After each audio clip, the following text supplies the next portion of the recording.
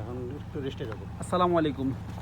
আসলে এটা হলো একটা ইটের বাটা। এখান থেকে ইট ফোড়ার পরে ওনারা ইটগুলা বাইরে নিতেছেন এভাবে। আসলে তাদের সঙ্গে আমি একটা কথা বলবো, বা এক মিনিট দাঁড়ান, একটু কথা বলবো। ওইটা কথাটা হলো এটাই যে এরকমই ভাই, এখন অনেক গরম ফুটতেছে। এরকম গরমের ভিতরে তারা শুধুমাত্র ফ্যামিলির সুখের জন্য এরকম পরিশ্রম করতেছেন, ঠিক আছে কাজ। আর আমি আমার এই ভিডিওর মাধ্যমে আপনাদেরকে এটাই বার্তা দিতে চাচ্ছিলাম, দেন এরকম পরিশ্রমের টাকাটা আপনারা কোনো কাজে বৃথা দিবেন না। এই আপনারা টাকাটা নিয়ে অপজয়, যারা এই ভিডিও দেখবেন অথবা কারো স্ত্রী দেখবেন, কারো ছেলে মেয়ে দেখবেন, কারো ভাই বোন দেখবেন, তাদের এই পরিশ্রমের টাকাটা আমি চাই না দেন মানে অন্য কোনো একটা মানে খারাপ একটা কাজে যাও।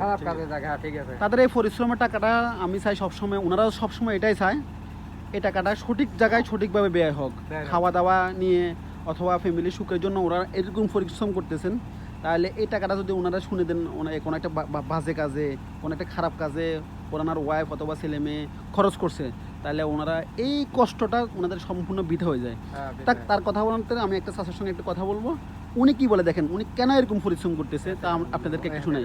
আপনি বলেন কেন এরকম, আপনি সব থেকে বেশি বয়স্ক এখানে মনে হইতেছে, কেন এরকম পরিশ্রম করেন? বউ চল্লায় পরিশ্রম করি, ছেলে মেয়ের জন্য উনি পরিশ্রম করে, শুধুমাত্র কি ওনাদের সুখের জন্যই তো? সুখের জন্য। কত বছর এখানে পরিশ্রম করেন আপনি? বছর না, এখানে মানে সিজনে আসি, সিজনে আবার করে চলে যান। 6 মাস। আচ্ছা, আপনি কেন করেন? কার সুখের জন্য সবসময় এত পরিশ্রম? ছেলে মেয়ে বাবা মা সবার জন্য এরকম একটা মানে হাট ভাঙা কি পরিশ্রম। আসলে আমি এখানে আসছি মাত্র 10-15 মিনিট, আমার অবস্থা খুব খারাপ। আর ওনারা এখানে থাকি কি যে হারে পরিশ্রম করেন, আপনি যদি এখানে ভিতরে ঢুকে 10 মিনিট থাকতে পারবেন না। কিন্তু ওনারা এটা নিয়ে এখানে দাঁড়িয়ে আছে, পরিশ্রম করতেছে, কিন্তু ওনাদের কষ্টের টাকা কখনো আপনারা ব্যয় হতে খরচ করবেন না।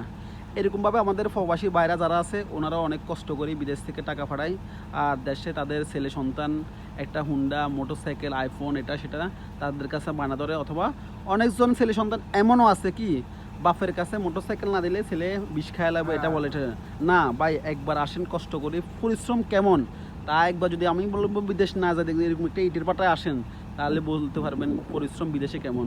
আর তার থেকে এই ইটের বাটায় কাজ করা আমার মনে হয় এখন তার থেকে অনেক বেশি পরিশ্রম। আমাদের দেশে একটাই সমস্যা, দেখেন যখন বিদেশে সবাই কাজ করে, আমি মানে যখন কাজ করে বিদেশে, তখন ওনাদের অথবা একটা জিনিস রেস্টের জন্য যখন যায় তখন ওখানে এসি আছে, কারেন্ট সবসময় থাকে। কিন্তু আমাদের দেশে এটা সমস্যা, যখন এসি নাই ওরকম কারণ থাকে না। কিন্তু এই পরিশ্রম করার পরে একটু ঠান্ডা জায়গায় বসবো, একটু এক গ্লাস ঠান্ডা পানি খাবে, এটাই তো করবেন। একটু ঠান্ডা পানি খাবেন অথবা এক গ্লাস ঠান্ডা পানি মানে কি ঠান্ডা একটা জায়গায় বসবেন। এটা ছাড়া আমাদের দেশে ওরকম মানে একটা কি পরিশ্রমের পরে একটা রেস্ট নিব ওরকম জায়গা আমাদের নাই, অথবা আমরা মানে দরিদ্র দেশ, এই জন্য আমাদের অনেক কিছু সমস্যা থাকতে পারে। যাক, ওনাদের সঙ্গে অনেকক্ষণ কথা বলছি।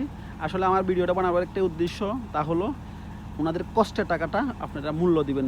এত কষ্ট করে কামায়, আপনারা চাইবেন সবসময় টাকাটা কি সঠিক পথে ওনাদের জন্য কিছু একটা করার জন্য সবসময় ভালো কাজে খরচ করবেন। তো এই বলে আমার ভিডিওটা এখানে শেষ করতেছি। আল্লাহ হাফেজ। ওকে, আসসালামু আলাইকুম।